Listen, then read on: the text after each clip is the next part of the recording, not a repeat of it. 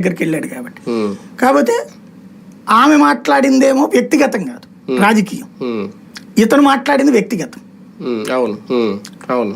అయితే దుర్భాష లేదు, అంటే లంలు ముమ్లు లేదు. పెంట మొహాలు గంట మొహాలు లాంటి, ఇప్పుడు ఈ అమ్మాయిని రోజాని అతను మాట్లాడుతుంటాడు, అదేదో చేపల పులుసు అతను, అట్లాగే ఇంకా కొంతమంది మాట్లాడుతుంటారు సోషల్ మీడియాలో కూడా.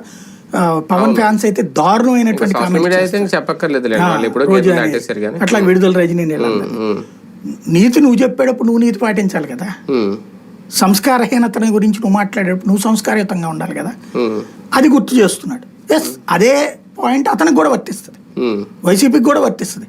ప్రశాంత్ రెడ్డిని మాట్లాడిన దాని గురించి నువ్వు మాట్లాడిన తప్పు, అట్లాంటిది మాట్లాడద్దన్నాడు జగన్మోహన్ రెడ్డి అని ఒక ప్రెస్ నోట్ రిలీజ్ చేసి ఉంటే బాధ్యతగా ఉండే, అది వాళ్ళు ఫెయిల్ అవుతున్నారు. అంటే ఇద్దరు కొత్త ముద్దలు తొక్కిస్తున్నారా రాజకీయాలు, టీడీపీ వైసీపీ కూడా? ఎందుకంటే నిన్న ఆయన అన్న మాట ఏంటి, రాజకీయాలు విమర్శలు చేసుకోవచ్చు, ఆరోపణలు చేసుకోవచ్చు, ఎప్పుడు ఇలాగ ఇళ్ల మీద ఇలా దాడులు చేయడం ఆ సంస్కృతి ఎప్పుడు నేను చూడలేదు. కానీ వైసీపీ హయాంలో టీడీపీ ఆఫీస్ మీద దాడి జరిగింది, గన్నవరంలో వల్లభనేని వంశీ అక్కడ దాడి జరిగిందని దాని మీద కేసు ఉంది. అంటే అక్కడ ఆయన చేశారు, ఓకే, అది ఇలా మాట్లాడట్లేదు, ఇది చేయడం తప్పు అంటున్నారు. ఇద్దరు కొత్త పందులు తొక్కిస్తున్నారు ఈ దాడులతో రాజకీయాలు. అంటే మేము మాట్లాడేది వరకే నమ్మండి, వినండి, మేము వదిలేసింది